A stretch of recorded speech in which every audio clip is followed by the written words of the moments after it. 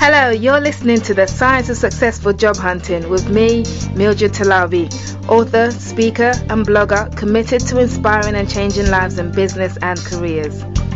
This podcast series is all about sharing tips and techniques with you that will take the guesswork out of your job hunting. Why? Because successful job hunting is not about luck, chance or hope. Successful job hunting is a science. Welcome to today's episode.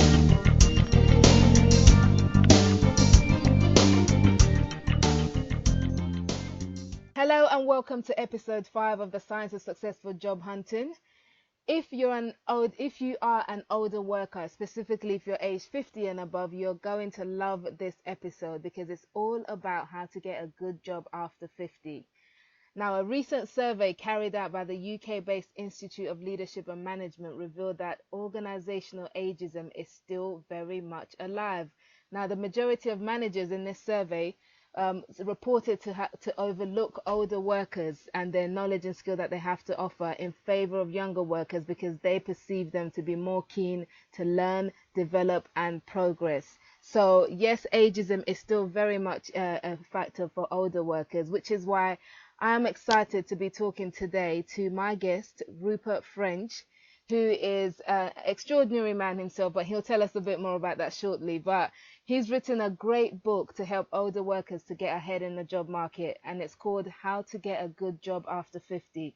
Now, I've read it myself, and I can tell you it's a fantastic resource to have and to use, not just if you're over 50, actually, to be quite honest, but it's a great book, especially if you are over 50 looking to get back in to the workplace, and it's one that will help you plan your next job or career. But so today, Rupert is going to share with us more about the tips and techniques that he covers in the book and in general for workers over 50. So, Rupert, welcome to the Science of Successful Job Hunting. Thank you, Mildred. Thank you. It's so lovely to connect with you. I mean, we connected recently on LinkedIn, didn't we? And I've seen from there that you've got, your career spans so many avenues. So tell me a bit more about what you've done so far and how you came to be the careers guru that you are today. Well, yes, you did say half an hour. I'll keep it brief. Look, I started life with chasing adventure, and I joined the British Army and had 7 years, Middle East, Far East, great time, wonderful. Then I got posted back to England, and oh dear, it was boring. So I left and became a journalist, like you. Ah, yes, And fantastic. I started in Paris, believe it or not. I had 2 years in Paris, and that was great. Then I actually went and worked as a journalist for the British Army in Aden and Bahrain, and that was good fun too. And then I came back and joined the same company I'd been working for in Paris, but this time I was working in Fleet Street. Okay. And I had a great time. And then I went over to Australia and got a job at the Sydney Morning Herald. Okay. And I had a wonderful job there. It was terrific. The only trouble was I got the job on the I started at work on the second full day I was in Sydney. And I worked from 4 every afternoon till 2 in the morning. Wow. And my weekends were Wednesday and Thursday. I knew nobody, and my social life was mostly drinking at the Journos Club, which was not very good after work. So I then went to uni and met a girl there and married her, and became a teacher in Tasmania. So I taught in Tasmania for 15 years. And during that time, there was a very high youth unemployment, as now. And we thought this is going to really tear the little country town I was working in apart. So with a few others, we set up a community youth support scheme, which was basically a program, a government funded program for helping young unemployed develop and maintain work skills and maintain job readiness. And we were very work oriented and very successful.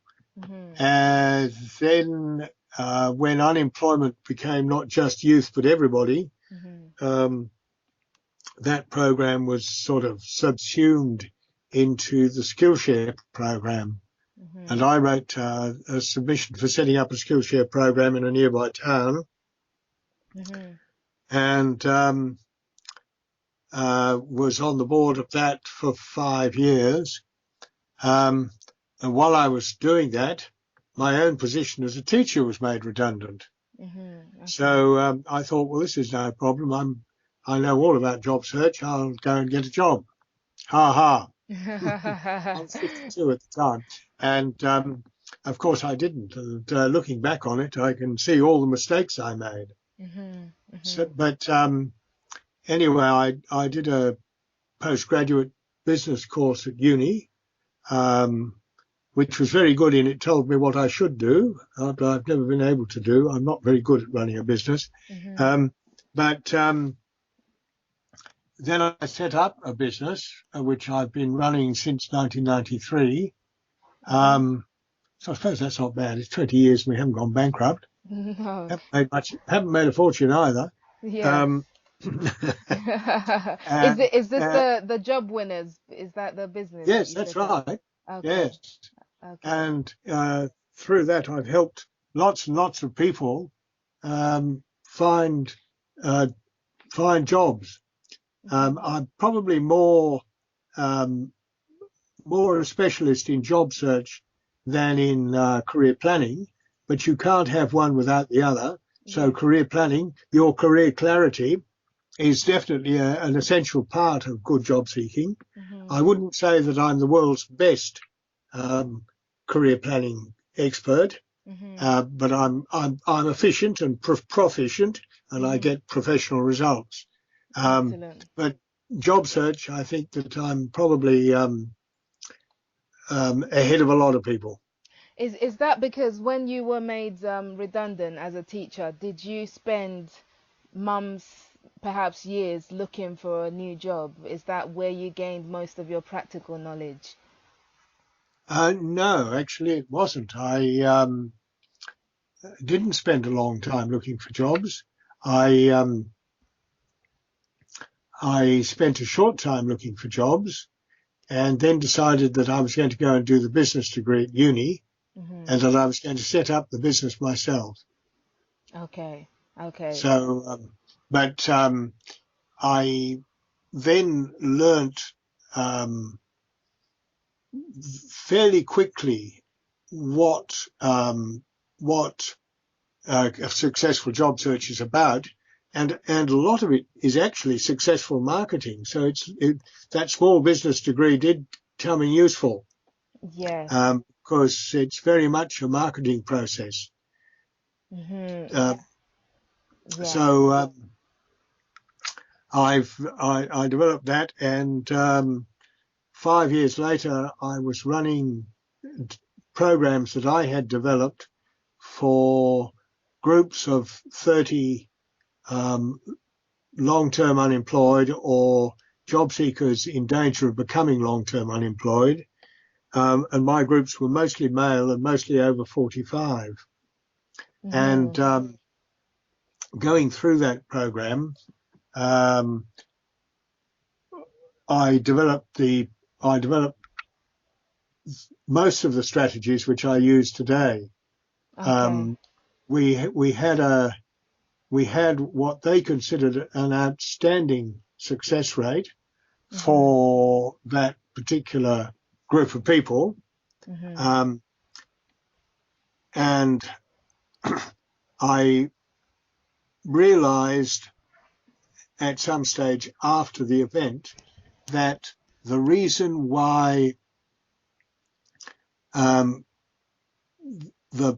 ones that didn't get a job didn't get it, why they failed, was because they had the wrong approach. And so I developed strategies for helping them develop the right approach to the job search. I believe Yes. you say you must not be a victim. Yes, yes, And absolutely, that absolutely. that is so essential. Yes. So I absolutely agree with you Hmm. there. It's actually Um, it's fantastic you mentioned that, because that's the very first thing I wanted when I started reading your book, and I think it really is a great book, very packed full of useful resources. But in the very first chapter, you talk about having the right approach to job hunting.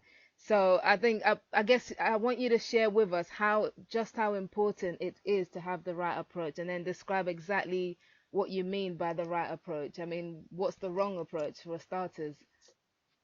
oh, right. Well, the right approach is absolutely essential. If you've got the wrong approach, you won't get a job. Doesn't matter how good you are, how well you fit the selection criteria or anything like that. If you've got the wrong approach, they will not employ you. Hmm. Having the right approach um, means being positive, having confidence that you can do the job, being able to envisage yourself being successful in the job, Hmm. being highly motivated for that job. That's your career clarity coming in again. Hmm. Um, and to do that, I suggest that my clients consider themselves not to be unemployed, but to be self-employed. The Yeah. CEO of Yourself Proprietary Limited or Yourself and Co. Yes. And then to use the strategies of a successful sales rep to go out and um, reach out to prospective customers, or in this case, of course, employers. Hmm. And that I found very successful, because then you've got your job seekers working 9 to 5, Monday to Friday, on the job search, Yeah. uh, concentrating on just 2 jobs at a time. Yeah. And that is basically because the the candidate who wins the job is usually the one who puts in the best overall uh, application performance. Yes. And if you're applying for 2 jobs, you can put in a lot more time and energy. You can do a lot more research. You can network with more key people than if you're trying to put in 20 applications. Absolutely. The, the people who go for any job get nothing. But the Hmm. people who say, I want to be marketing left-handed widgets, go out and get a job marketing left-handed widgets. Yeah. So are you saying that the more specific you are about your job search and the kind of jobs you're looking for, the more likely you are to succeed in getting those jobs? Absolutely. I mean, say you want to be marketing left-handed widgets, whatever they might be. Yes. um, you identify 2 organizations that are involved in marketing left-handed widgets. Hmm. You research them both thoroughly. You really talk to key people in each of them. Hmm. Um, you get enough information so that you can plan your first few weeks in the job. And when you've done that, you can envisage yourself in the job. You've Hmm. got that confidence. Hmm. You're really feeling good about it. And there's an expression we use in Australia that a lot of people might think. They may think that you're using a sledgehammer to crack a nut, Hmm. but it's not. It's worth it. If the job is really worthwhile, if you want that job, give it your all. Hmm. You can't afford to go for too many jobs. Hmm. Stick to those 2. I But have had clients who said that they didn't have time to stick to 2. They stuck to 1. But hmm. I do have a reason for saying 2, and Hmm. that is that if you're only going on 1 and you've been to the second or third interview and there's nothing else you can do for that job except sit back and bite your fingernails waiting Mm-hmm. for the news to come through as to whether you've got it or not. Yes. And if they say, look, I'm terribly sorry, you were really good, you came across really well, but we've found someone who's got even better qualifications than you. Mm-hmm. Then of course you've hit a brick wall, and somehow you've got to get your momentum going again. Whereas if Mm-hmm. you've got two jobs, as soon as you've had your last interview with what the first organisation, then you've still got the second organisation to work on, and immediately you write off the first organisation and find a second job lead to go for and to work on. So you're always working on those two. That's a much better way of keeping your Mm-hmm. positive self-esteem going. And that is so essential in the job search. Let me throw possibly a spanner in the works, because this is something I've come across with clients and people I talk to who are job seekers. So let's say, I'm desperate for a job, any job, because the mortgage needs to be paid, the kids need to be fed. I've been out of work, maybe from redundancy, the money's run out, I just need a job. I mean, can somebody like that really afford to be so picky and going through all this research and to just focus on two jobs at a time? Would it not be better for them to spread their eggs, in several baskets, as the saying goes? Well, my my belief is that they would be better, they're more likely to get a job quickly Mhm. if they focus on just two. Mhm. Now, if they really need something as a cash cow Mhm. to sort of keep them going, a part-time job or something like that, then I would say yes, go for that. But focus on those two jobs. They're the ones that are going to bring you the money eventually. They're Mhm. the ones that are going to give you your employment security. Mhm. They're the ones that are going to advance your career. So a short-term cash cow job might be useful, but it's concentrating on those two that are going to get you across the line. Okay. Yeah, that makes sense. Definitely, and I believe the same thing as well. So although it's tempting to think the more jobs I apply for, then the more my chances increase. Because some job seekers treat it like it's a lottery, with jobs. So let me put my numbers out there, and that will increase my luck in finding the right job. But I think, just as you say, definitely that less is more. Is better for job hunting. Less is very definitely better than more. Hmm. Sorry, less is definitely more. Yeah. That was one of the things that I had against a lot of the American books that I read in the 90s Hmm. and early 2000s, that they seemed to think that job search was a numbers game. Hmm. And the more applications you sent off, the more likely you were to get a job. Hmm. It's not like that at all. It is the best application that wins the job, and Hmm. you can't put in the best application unless you're putting in so much time and effort into making sure that it's right. Mhm. Mhm. Absolutely.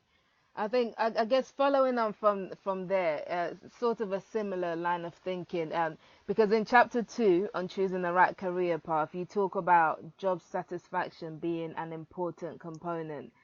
I mean, is this really a luxury that over 50s can afford to have in their job search? Absolutely.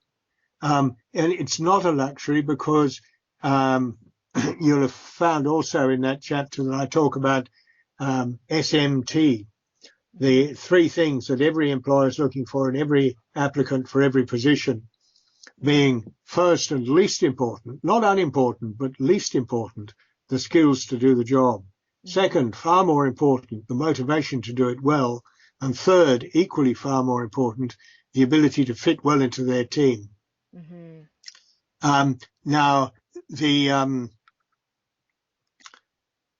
if you're doing a job that you're interested in, your motivation is going to be a lot greater, and therefore your chances of getting that job are a lot greater Mhm. than if you are going for a job that you're not really keen on. That's true. Okay, and I think in the beginning I talked about the survey that the from the Institute of Leadership, so which revealed that organizational ageism is still very much alive. So most managers overlook older workers. And is this the same in Australia? Is the job market different from what it is in the UK? Is it harder or easier for older job seekers in Australia and in the UK? Look, there are older workers are discriminated against here in the same way that they are in the UK and in the US. But it's that discrimination is not universal. It's not all employers are discriminating against it. Employers have got a bad name for discriminating against it, but there are a lot that don't. There are a lot that would prefer to hire someone over 50 than someone under 30. And there was a survey carried out by Nationwide, a construction company in the UK, isn't that right? Yes. And they found that older workers were preferred because they stayed with companies for longer than younger workers. They had less sick days. They were more reliable. They were always on time, and they were very steadying in times of crisis. They mentored their younger colleagues through crises and difficulties. So, you know, there are employers that prefer older candidates. Now, even if an employer is discriminating, perhaps subconsciously, against older people, the older applicants can get round that by showing themselves to be ready to take part in that job. If they've got that, if they've planned their first few weeks in the job already, when they come to the job interview, they will demonstrate that they're ready to hit the ground running. Yeah. And that really impresses. And just to make sure that they do get to the interview, if they have networked with key people, that those key people will have, and I don't mean by that managers, hiring managers, I mean networking with the people that would be their colleagues in the position. They're talking to people at the same level. Yeah. But those people will have talked to their managers and said, look, this fellow looks terrific. And so that, A, increases the likelihood of an interview, and B, when the person turns up, the interviewers are already favourably impressed before the start. Yes. Yes. In the book, you describe networking as not an optional extra. So, and from what you've said now, are you saying that it's not what you know, but who you know adage still applies in the job market? Absolutely. But it's not a humongous network. This again was something that used to come across in a lot of books, that you had to have this huge network. Yeah. Well, that's not true. It may be good to have a lot of connections on LinkedIn, but your physical network, the people that you're talking to face to face or maybe over the phone, are people who are in a position to help you get that specific job. And they're not only in a position, but they are willing, they want to help you get that job. Yeah. So, and you're in regular contact with each of those people all the time, regularly, at least once a fortnight. And with some people, you might be in contact with them 3 times in one day. You know, it's that sort of thing. It's a close network. Yeah. If you had to put a number on it, what would you say? Is it a handful, 10, 50, 100? What would that look like practically? Probably about somewhere between 10 and 15. Really, as in that's all you need for this Well, networking to work. um, you've got to be careful here because uh, your network is a bit like a stone dropped into the puddle and the rings are going outwards. Yeah. So you've got your inner network, the ones that are helping you get this particular job. And then as you move out, you've got people who are good people and good friends, perhaps, but they're not relevant at the time. You still have them as contacts. You still may have them as friends, but they're not part of the network that you need to get that specific job. Okay, that there I understand. So I guess then with platforms like LinkedIn, how would you say that do they help or hinder this whole building your network for job purposes? I think that platforms like LinkedIn and Twitter, I might say that I'm not particularly expert, particularly not in Twitter, but I think that you can make good contacts through Twitter, and you certainly can through LinkedIn, and so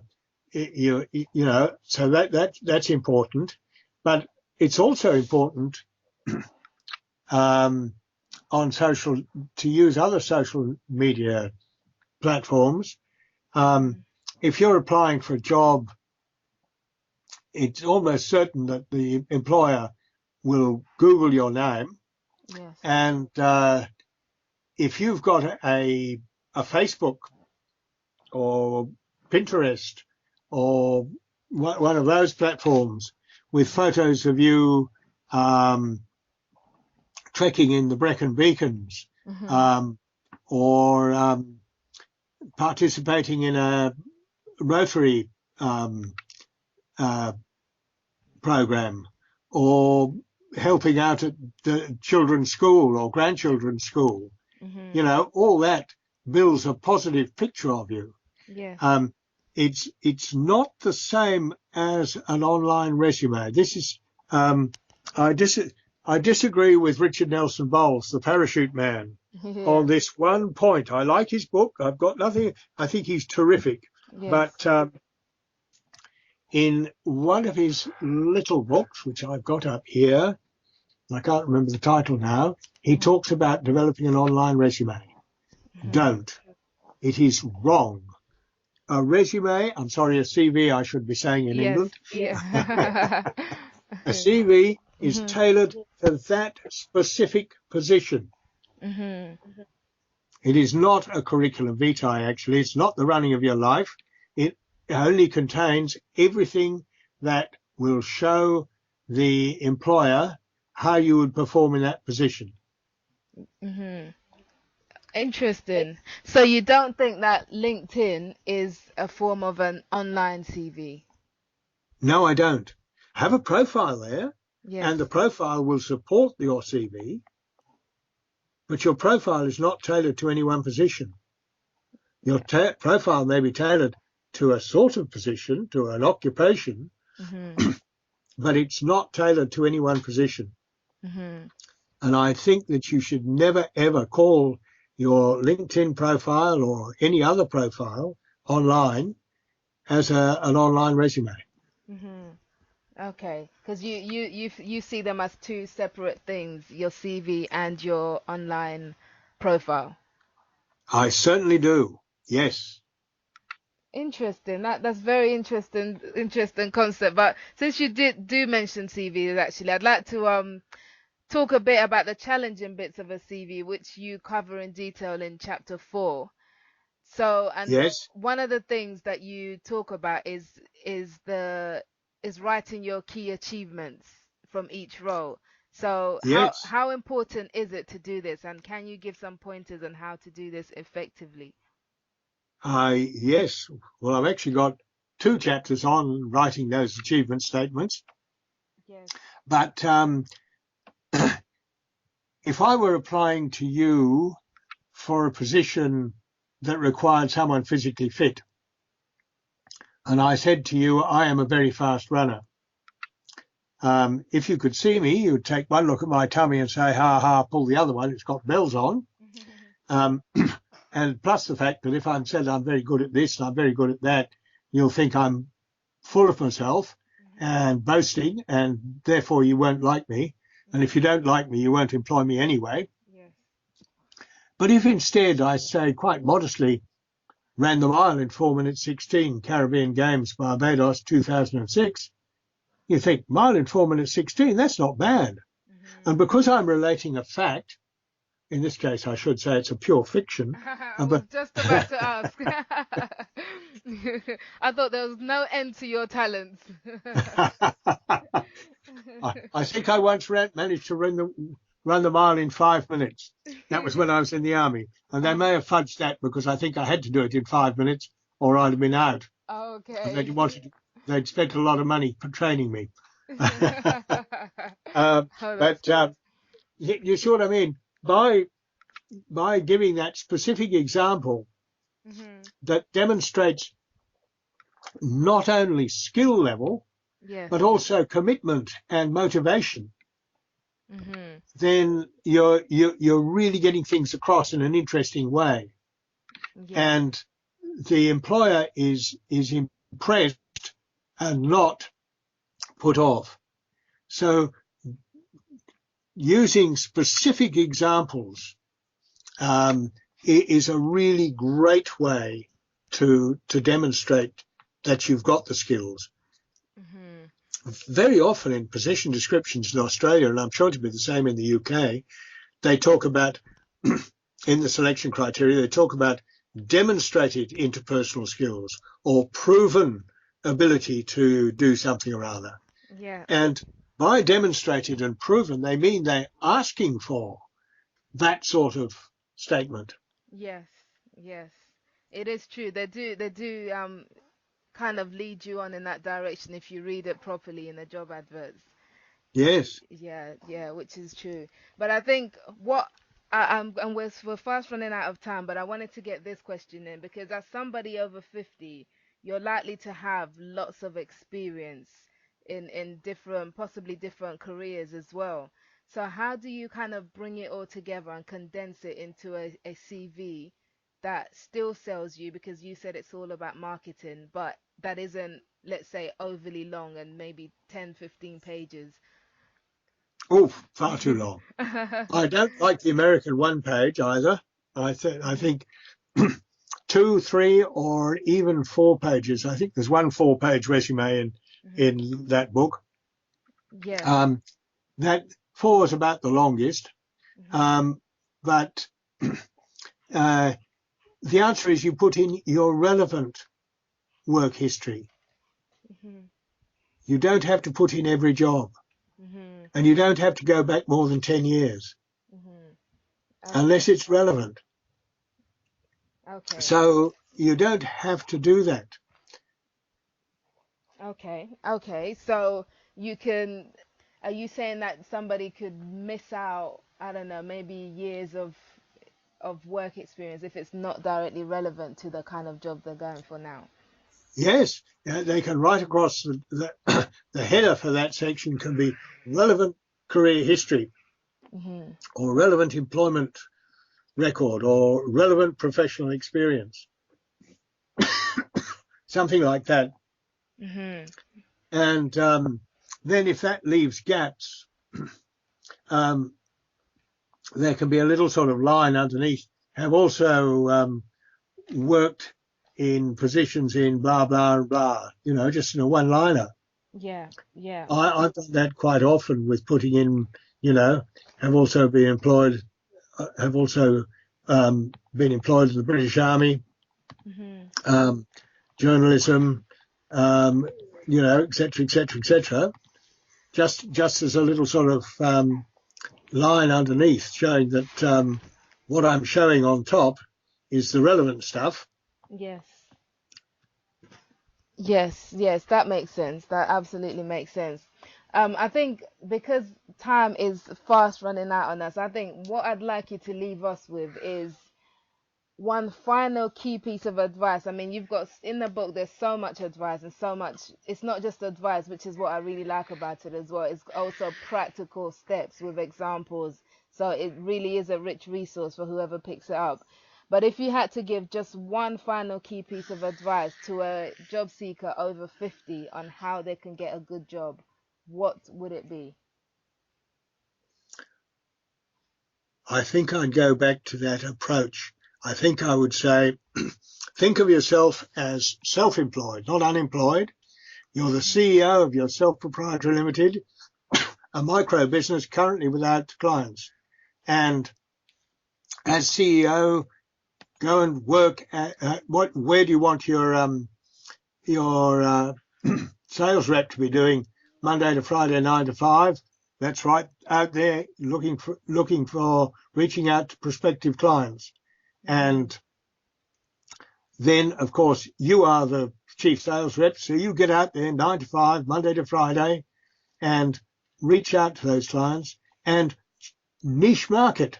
Mm-hmm. Go for just those two, focus on just two job leads at a time. Mm-hmm. That's brilliant. You snuck in more than one piece of advice, but it's great. It's yeah, that's absolutely fantastic, and I think I can definitely concur with that. So, but Rupert, I'd like to thank you so much for your time. It's been wonderful having you on the podcast today. So, how can people find out more about you and get hold of your book, How to Get a Good Job After 50? The website is the title of the book, less the words how to. It's just Get a Good Job After 50, 50 being written in numbers.com. Okay. And that's where they can pick up a copy of the book and maybe contact you. Yes, they can. There's an ebook version, and they can also get hard copies. There are hard copies for sale in the UK. Okay, great. I'll put the web link in the show notes. So for anybody who wants to go out there and get yourself a copy, and I totally recommend that you do. So Rupert, are you on Twitter or anything like that where you could be followed, or on Facebook, anything public like that? I'm on LinkedIn. Okay. I'm quite good at LinkedIn. Yes, I am on Facebook, but I'm not brilliant at Facebook. Okay, so LinkedIn, if anybody wants to get hold of you, they can do so via the website, getagoodjobafter50.com, and also via your LinkedIn profile page. Yes. Okay, brilliant. Well, thank you so much, Rupert, for your time. It has been great, and I'm sure there's so much more we can discuss on this subject, but I time is limited. So thank you so much for giving up your time to be with us today. Thank you, Mildred. It's been a pleasure. Thank you. And thank you for tuning in to this episode of The Science of Successful Job Hunting. If you found it useful at all, please leave a comment, share the link with your friends, family, colleagues, and of course you can subscribe on iTunes so you won't miss the next power-packed episode for your job hunting success. So until next time, take care, much love and blessings, and enjoy a great career. I'll see you in the next episode. You've been listening to the Science of Successful Job Hunting podcast series with me, Mildred Talabi. Now, if you're a mid to senior level professional looking for a change in your job or career, get in touch with me at www.cvmakeoverexpert.com for help with your CV, LinkedIn profile, and much more. That's www.cvmakeoverexpert.com. Until next time, take care and happy job hunting.